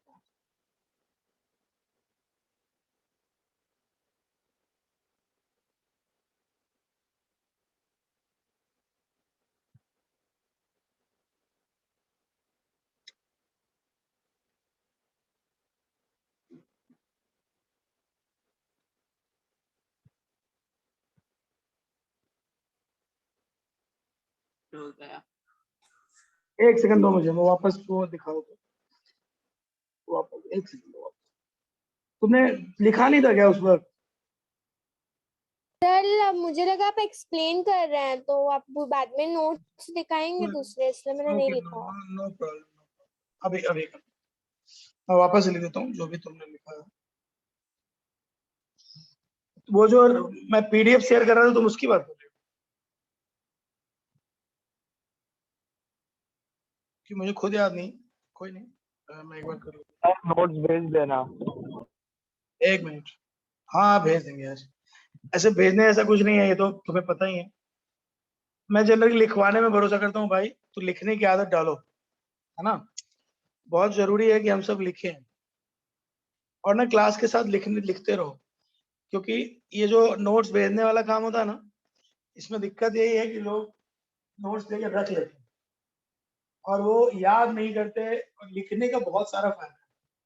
मेरा मानना है कि बच्चों को हमेशा लिखना चाहिए, ठीक है। एक सेकंड तो मैं वापस से, मैंने ये क्या नहीं लिख पाई है बेचारी, मैं वो लिख।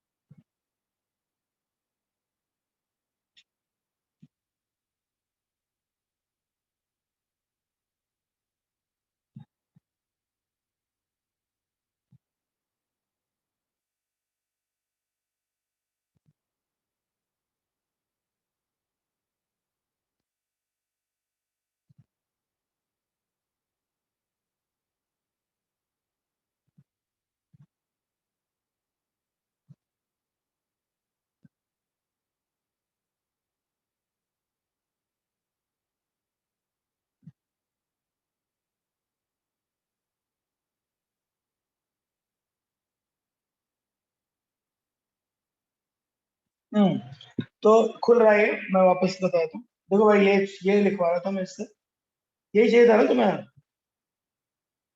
ये देखो,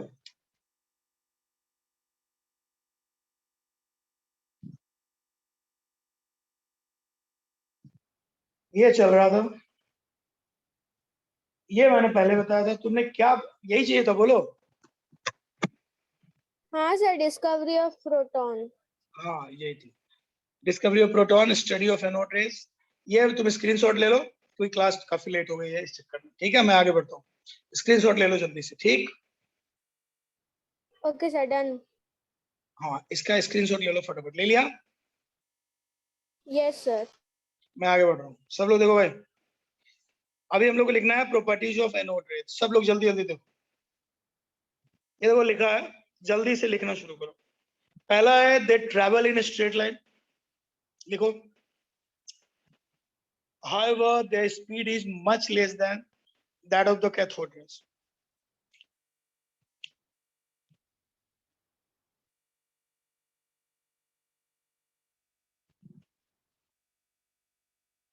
ये अच्छी बात है कि ये स्ट्रेट लाइन में चलते हैं, लेकिन इनकी स्पीड जो होती है वो कैथोड रेज से कम होती है। लिखते चलेंगे फटाफट, ठीक है। दूसरा लिखो, they are made up of material particles. They are made up of material particle, मतलब बिल्कुल कैथोड टाइप। इनके सामने भी अगर तुम डिस्चार्ज कोई मासलेस पुली लाओगे तो इसको भी बोलो क्या करेंगे, बोलो रोटेट करवा देंगे। ठीक है,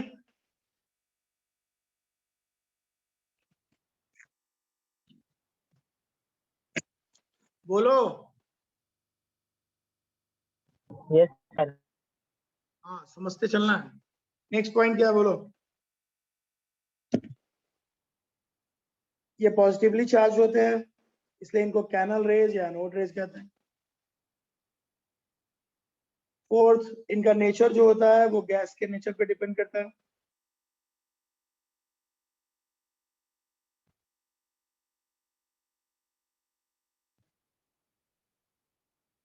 अलग अलग गैस लोगे तो चार्ज बाय मास रेशियो अलग अलग होगा।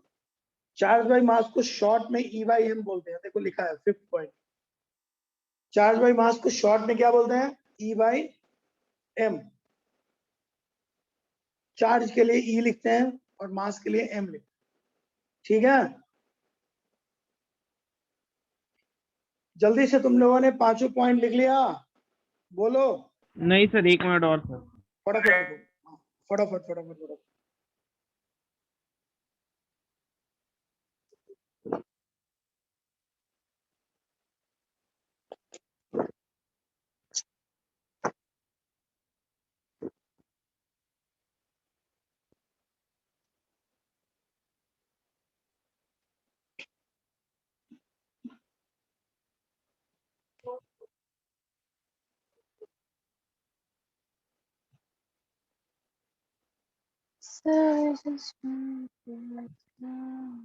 कहाँ तक पहुंचे?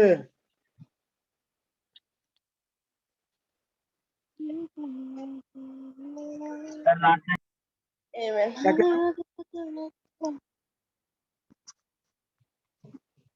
ये गाना कौन गा रहा है हमारी क्लास में?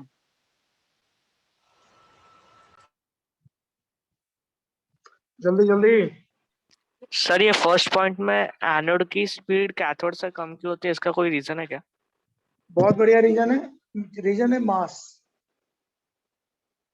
इलेक्ट्रॉन की मास बहुत कम होती है और इन लोगों की मास थोड़ी ज्यादा होती है, इसलिए इलेक्ट्रॉन की स्पीड भी ज्यादा होती है और इन लोगों की स्पीड थोड़ी कम होती है ना।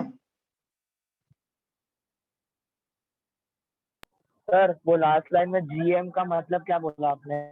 Charge by mass. E by m मतलब चार्ज, ई बाई एम मतलब charge to mass ratio, charge divided by mass. ठीक है, सर इसको कैनल रेस क्यों बोलते हैं? पॉजिटिव चार्ज को कैनल वर्ड भी बोलते हैं कई जगह। पॉजिटिव कैनल मतलब पॉजिटिव ही होता है, ठीक है। और एनोड से निकला है तो एनोड रेज भी हुआ। ओके, सर हो गया प्रॉपर्टी एनोड। बहुत बढ़िया बहुत बढ़िया। अब चलो, अब जो है नीचे वाली चीज जो है काफी हद तक हम जानते हैं। अब इलेक्ट्रॉन के बारे में हमें फुल इंफॉर्मेशन है, क्या क्या है। इसको किसने डिस्कवर किया था, जे थॉमसन ने। इसका चार्ज बाद में मिलिकन्स ड्रॉप एक्सपेरिमेंट से आया था, जो मैंने बीच में थोड़ा सा तुमको दिखाया था। मैं अगली बार थोड़ा और बताऊंगा उसके बारे में। इसका जो मास होता है इलेक्ट्रॉन का वो एक प्रोटॉन के मास से 1837 टाइम्स कम होता है। देखो लिखा है, थर्ड पॉइंट देखो ध्यान से। हाइड्रोजन एटम का मास कितने के बराबर होगा? प्रोटॉन के मास के बराबर होगा लगभग। तो एक प्रोटॉन के मास का 1837 टाइम्स कम होता है इलेक्ट्रॉन का मास। मतलब समझते हो, प्रोटॉन के रेस्पेक्ट में इलेक्ट्रॉन के मास को तुम इग्नोर कर सकते हो, नेग्लेक्ट कर सकते हो। समझे बात? बोलो। क्या यस बोला? सर। प्रोटॉन के मास को तुम इलेक्ट्रॉन के मास को तुम प्रोटॉन के रेस्पेक्ट में इग्नोर कर सकते हो, क्योंकि प्रोटॉन का मास इलेक्ट्रॉन के मास से बहुत ज्यादा होता है। कितना ज्यादा? 1837 टाइम्स। एग्जैक्ट वैल्यू दी हुई है 9.11 इंटू 10⁻⁴ कितना? -28 ग्राम। सबको क्लियर? Yes sir. नीचे स्पेसिफिक चार्ज है कूलम पर ग्राम, जो E/m रेशियो है इलेक्ट्रॉन की दी हुई है। 1 ग्राम इलेक्ट्रॉन का चार्ज कितना होगा वो दिया हुआ है। 1 मोल इलेक्ट्रॉन का चार्ज भी दिया हुआ है। रिक्वेस्ट स्क्रीनशॉट ले लो, काम आएगा, ऐसी कोई बड़ी बात नहीं है। आप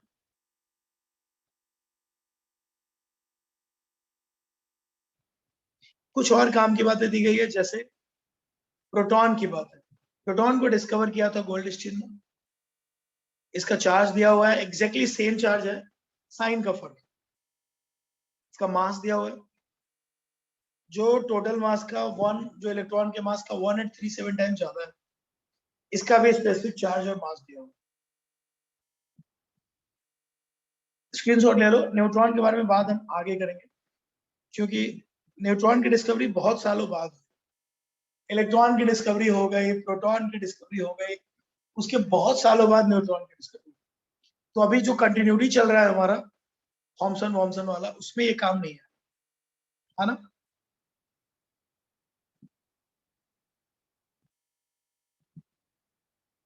क्लैरिटी आ गई?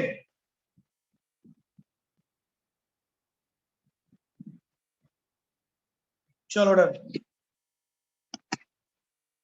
स्क्रीनशॉट ले लिया इसका तुम लोगों ने? Yes sir. बोलो। ये स्क्रीनशॉट वाली चीज ही है, थोड़ी सी याद रखनी है और ये मिल भी जाए, लेकिन ये ध्यान रखना, कोई दिक्कत नहीं। Okay, yes sir. कोई कुछ पूछना चाहता है इससे रिलेटेड? सर तो मतलब वो बेंजामिन फ्रैंकलिन वाला एक्सपेरिमेंट किसी ने प्रूव ही नहीं किया क्या? बेंजामिन फ्रैंकलिन के एक्सपेरिमेंट तो उन्होंने ही किया था, बट जे थॉमसन ने वैसा ही एक्सपेरिमेंट लैब में करने की कोशिश की, इसलिए उसने पूरा सेटअप वही लिया, पूरा सेटअप वही। मैंने तुम्हें समझाया था क्लास की शुरुआत में। देखो पूरा सेटअप वही कैसे है बताओ? पूरा सेटअप इसलिए वैसे है कि जब तुम हाइट पे जाते हो तो क्या होता है बताओ? लो प्रेशर होता है। देखो यहाँ भी लो प्रेशर, ऊपर बहुत लाइटिंग होती है, बहुत हाई वोल्टेज होता है। यहाँ भी उसने बहुत हाई वोल्टेज दिया और वो उम्मीद कर रहा था कि जैसे लाइटिंग ऊपर होगी वैसी लाइटिंग यहाँ होगी, बट लाइटिंग ना होके यहाँ पे ग्रीन कलर का रेज बनने शुरू हो गया, ग्लो आना शुरू हो गया। तो उसका दिमाग घूमा, उसको लगा यार हम कर क्या रहे थे और हो क्या गया। बाद में उसने और काम किया, उसने कुछ और निकाल दिया। मतलब वो कर कुछ और रहा था, आ कुछ और गया। मैं बस ये समझा, जे थॉमसन इलेक्ट्रॉन की डिस्कवरी करने के लिए एक्सपेरिमेंट नहीं कर रहा। उनका प्लान इलेक्ट्रॉन की डिस्कवरी था ही नहीं कभी, वो जस्ट ये एक्सपेरिमेंट कर रहे थे, लेकिन उनकी प्लानिंग में नहीं था ये सब। समझे नहीं समझे? समझा सर। हाँ, तो मैं ये बात तुमको बस यही समझाने के लिए कर रहा हूं, बाकी कोई काम श्योर सबको समझ में आ रहा है? सो बात इतनी सी है कि करना यही है अपने को हमेशा। जब भी कोई आएगा इस तरह के सवाल हमसे पूछेगा, तो पहले तो अपना पूरा कॉन्सेप्ट साफ होना चाहिए कि हमने वो वाला एक्सपेरिमेंट क्यों किया, ये क्यों किया। उसमें बार बार चेंज नहीं हो सकता, कर सकते हैं, फेरबदल नहीं कर सकते। ठीक है, चलो बढ़ते हैं आगे। अब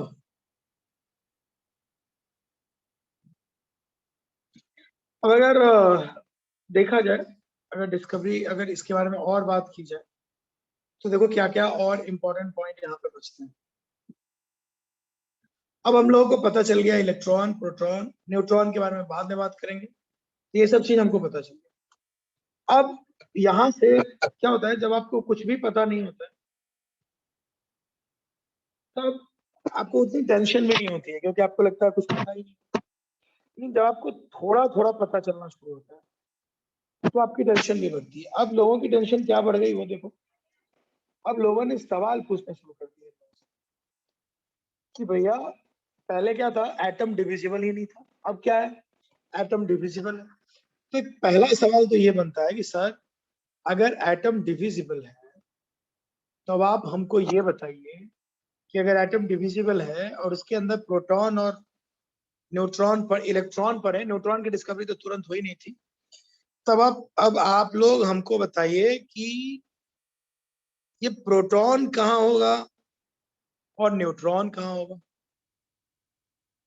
सॉरी इलेक्ट्रॉन कहाँ होगा। देखो ये है पहला मॉडल दुनिया का, हालांकि पहला मॉडल तो इसका था, डाल्टन का। ये सेकेंड मॉडल है, ध्यान से देखो सब लोग। क्या नाम है इस मॉडल का, कौन बताएगा मुझे, क्या लिखा है यहाँ, बोलोगे? Thompson model of an atom. हाँ, तो जे थॉमसन जिन्होंने इलेक्ट्रॉन की डिस्कवरी की थी, उनको एक आइडिया आया कि मैं क्यों ना अपना एक मॉडल बना दूं। हालांकि उनसे लोग पूछ भी रहे तो उन्होंने कहा कि देखो, उन्होंने अपना एक मॉडल दिया, उसमें उन्होंने कहा कि देखो ये जो पूरा एटम होता है ना वो प्रोटॉन से मिलकर बना होता है। जितने भी एटम के पास प्रोटॉन होते हैं वो इक्वली डिस्ट्रीब्यूटेड होते हैं पूरे एटम, ऐसे यूं ऐसे डिस्ट्रीब्यूटेड होते हैं। और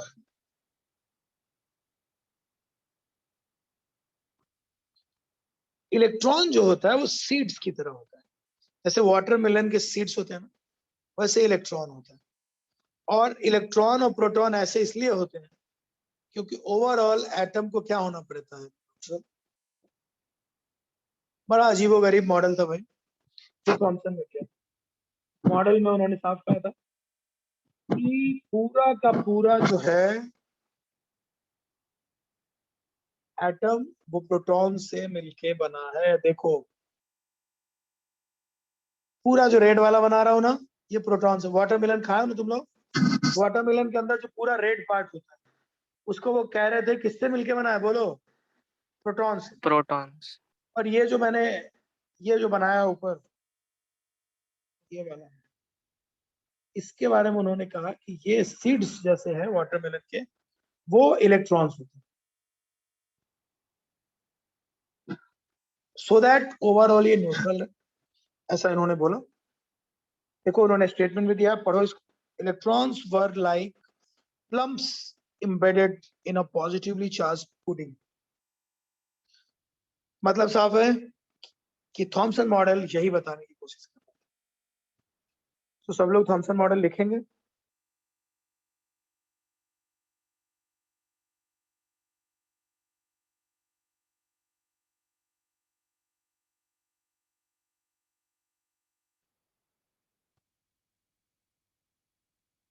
इसको ड्रॉ करेंगे और इनका ये स्टेटमेंट भी लिखेंगे। Electrons were like plums embedded in a positively charged pudding।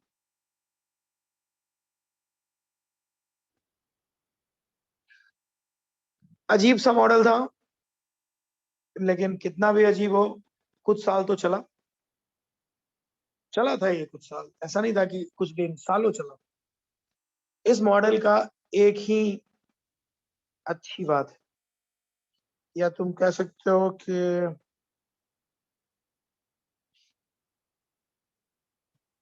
एक ही चीज काम की है, वो था कि एटम इज न्यूट्रल। इसको छोड़ दो तो बाकी सब बेकार की बात है, जो पता नहीं कैसे लोगों ने झेला और बरसों झेला। तो ये हमारा पहला मॉडल। इस मॉडल के हिसाब से पूरा का पूरा मास इक्वली डिस्ट्रीब्यूटेड है एटम। इससे ये पता चलता है कि अगर पूरा मास एटम में इक्वली डिस्ट्रीब्यूटेड है तो एक पर्टिकुलर पॉइंट पे जितना मास होगा उसको मासलेस बोलना अच्छा है। सुन रहे हो? जैसे ये एक पर्टिकुलर पॉइंट है, एक तो एटम छोटा होता है, उसमें प्रोटॉन का मास कौन सा ज्यादा होगा, तो पूरे वॉल्यूम में अगर प्रोटॉन के मास को तुम घुमाओगे और अगर मानोगे कि पूरा प्रोटॉन पूरे में डिस्ट्रीब्यूटेड है, तो एक यूनिट वॉल्यूम अगर देखोगे या यूनिट एरिया के लिए देखोगे तो वहां पे मास 9 के बराबर होगा, क्योंकि आपने वही मास पूरे एटम में इक्वली डिस्ट्रीब्यूट कर दिया है ना। और ये इलेक्ट्रॉन को घूमता हुआ राउंड करता हुआ नहीं मानते थे, ये मानते थे कि इलेक्ट्रॉन राउंड वाउंड नहीं करता, एक जगह बैठा हुआ है, embedded है। Electrons were like lumps embedded in a positively charged body. अबे तुम लोग समझे कि नहीं समझे, ये बताओ जल्दी। क्लैरिटी आई?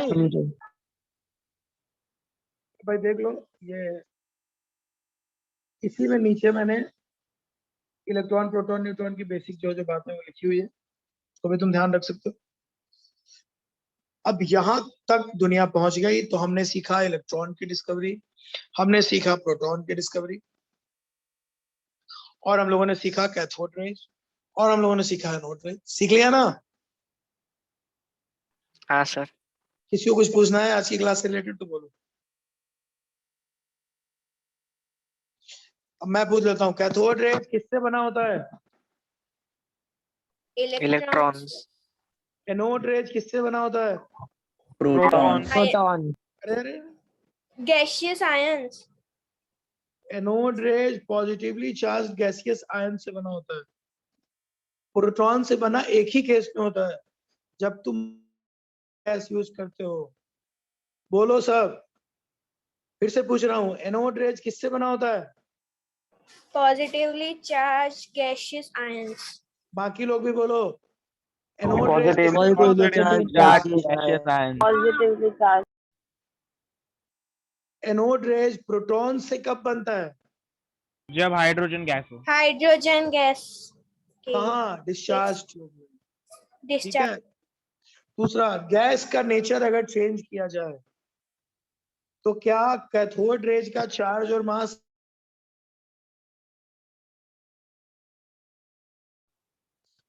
अगर हमने गैस का नेचर बदला, गैस का नेचर मतलब गैस बदल दिया, हाइड्रोजन लिया, हीलियम लिया, नियोन लिया, ज़ेनॉन लिया, तो क्या चार्ज और मास का रेशियो कैथोड रेज का बदलेगा?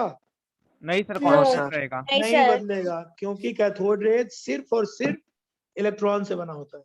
कोई भी गैस यूज करो, सबका इलेक्ट्रॉन तो एक ही होता है ना। ऐसा तो नहीं होगा ना कि नियोन का इलेक्ट्रॉन थोड़ा बड़ा होगा, हाइड्रोजन का इलेक्ट्रॉन थोड़ा छोटा होगा, नहीं ना, इलेक्ट्रॉन तो सबके सेम ही होंगे। इसलिए इसलिए कैथोड रेज का charge by mass ratio material dependent नहीं होता। अच्छा, व्हाट अबाउट एनोड रेज? अगर हम गैस का नेचर बदलें तो क्या एनोड रेज का चार्ज और मास बदलेगा? Yes sir. हाँ बदलेगा। बिल्कुल बदलेगा, क्योंकि अलग अलग आयंस होंगे और अलग अलग आयंस के चार्ज भी अलग अलग होंगे और उसके मास भी अलग अलग होंगे। ओके, तो प्रोटॉन की डिस्कवरी सबको क्लियर है, इलेक्ट्रॉन की डिस्कवरी क्लियर है। हम क्यों प्रोटॉन के वेट के रिस्पेक्ट में इलेक्ट्रॉन के बेस को इग्नोर कर देते हैं? प्रोटॉन के वेट के रिस्पेक्ट में इलेक्ट्रॉन के वेट को हम क्यों नेग्लेक्ट करते हैं, बताओ? बिकॉज उसका मास ज्यादा होता है। कितना ज्यादा? बहुत ज्यादा, 1/8 टाइम्स ज्यादा। इलेक्ट्रॉन के मास से प्रोटॉन का मास 1837 टाइम्स ज्यादा, इतना ज्यादा होता है कि इसको इग्नोर किया जा सकता है। ये बहुत बड़ा नंबर है, ठीक है। ये सब बातें होंगी। और ये सर बताओ एक कि क्वेश्चन है। हाँ पूछो ना प्लीज। सर अगर एनोड रेज और चार्ज चेंज होता रहता है तो प्रोटॉन्स का स्पेसिफिक चार्ज कैसे दिया है यहाँ पे? 9.5? अरे प्रोटॉन का स्पेसिफिक मास तब निकालेंगे ना जब अंदर हाइड्रोजन गैस यूज करेंगे। जब हम अंदर हाइड्रोजन गैस यूज करेंगे तब उसका चार्ज और मास थोड़ा ना बदलेगा।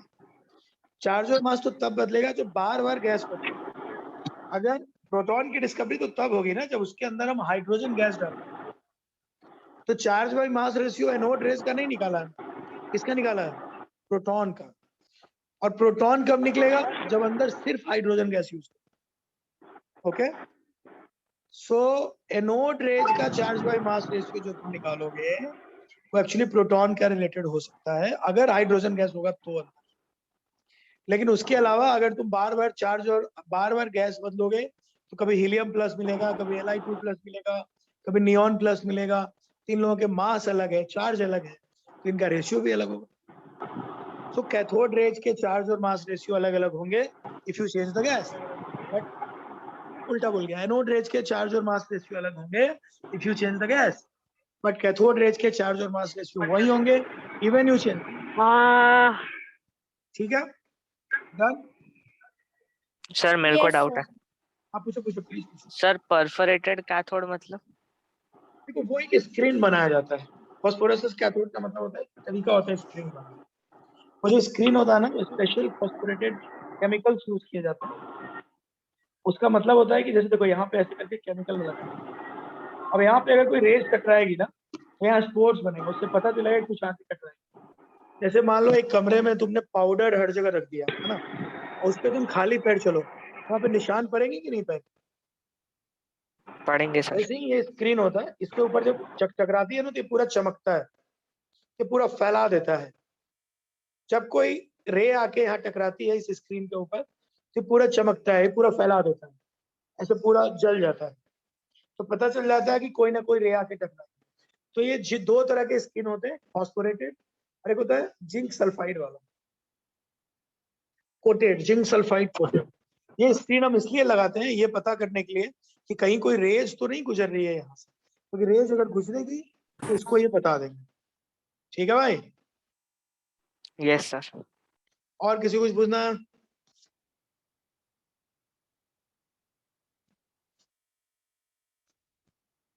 बोलो।